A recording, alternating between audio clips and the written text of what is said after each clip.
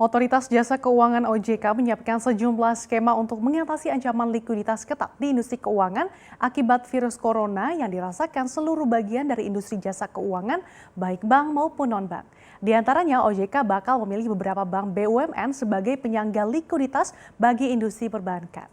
Lalu seperti apa yang dimaksud bank penyangga ini? Akan saya ulas untuk Anda dalam Bank Jangkar, Sang Juru Selamat Likuiditas Industri Keuangan.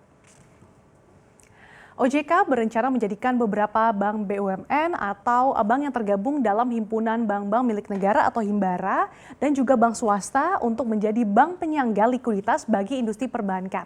Nah, tujuan penunjukan bank jangkar atau penyangga ini adalah sebagai penyedia likuiditas bagi bank-bank yang mengalami masalah likuiditas akibat COVID-19.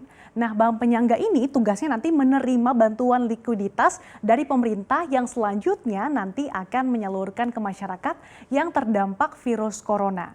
Bank yang bersangkutan nantinya ini akan menjadi pemasok utama di pasar uang antar bank.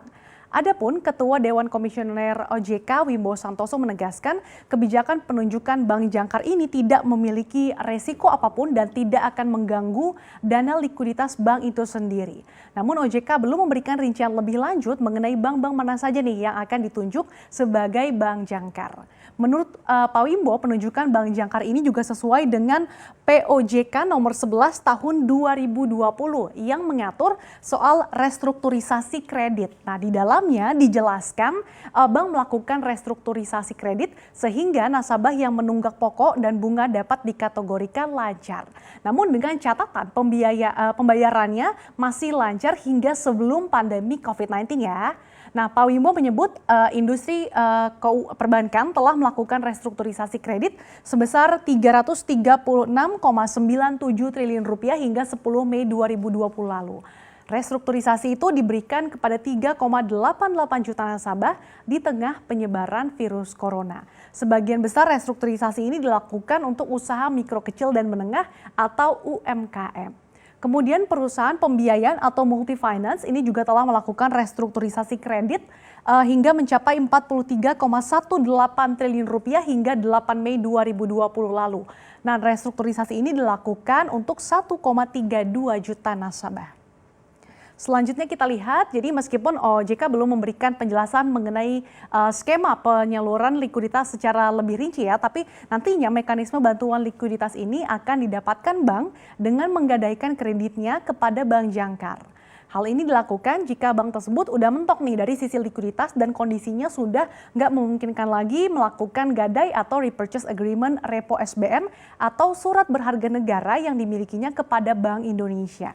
Sementara itu, Kementerian Keuangan nantinya akan menempatkan sejumlah dana menjadi deposito di bank-bank jangkar tersebut. Nah, dana ini bersumber dari penerbitan surat utang yang akan diserap oleh Bank Indonesia. Jadi kata Pak Wimbo, ini skemanya akan ditunjuk bank peserta yang sebelumnya bank jangkar atau bank anchor. BI tempatkan deposit ditambah bank yang dikredibel yaitu bank sistemik akan dispesifikan detail bank mana yang jadi bank peserta. Nah, sebagai informasi, bank sistemik ini mengacu pada definisi bank yang memiliki jumlah aset besar dan kompleksitas produk variatif dengan konglomerasi keuangan. Nah, bank sistemik ini juga memiliki keterkaitan dengan bank lain serta posisinya tidak tergantikan jika terjadi kegagalan atau penutupan. Adapun likuiditas perbankan dalam hal ini berarti kemampuan bank setiap waktu untuk membayar utang jangka pendeknya apabila tiba-tiba ditagih oleh nasabah atau pihak-pihak terkait. Dan bank-bank lain akan dapat mengajukan pinjaman kepada bank jangkar dengan beberapa mekanisme yang berbeda untuk bank sistemik dan non-sistemik dan jaminan pinjaman seperti high quality asset. Nah, terkait dengan pinjaman likuiditas yang diberikan ini akan disesuaikan dengan suku bunga pasar atau market rate.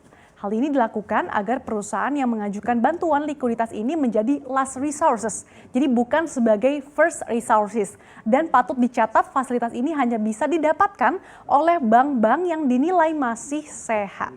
Lalu seperti apa dengan kondisi keuangan RI kita lihat. Jadi dari hasil penilaian atau asesmen OJK pada periode Maret hingga April 2020 menunjukkan bahwa sektor keuangan Indonesia ini masih stabil meskipun ada kecenderungan sektor real yang melemah dan kondisi pasar modal yang masih belum pulih. OJK mencatat stabilitas sektor jasa keuangan masih terjaga, didukung dengan tingkat permodalan yang tinggi.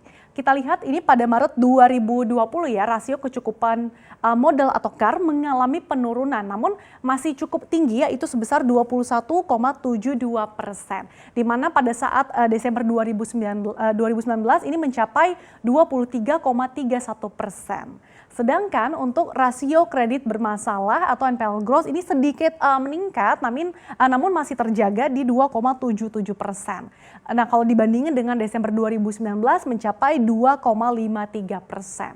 Beberapa sektor pendorong tingginya NPL ini diantaranya ada sektor transportasi, pengolahan, perdagangan, dan rumah tangga.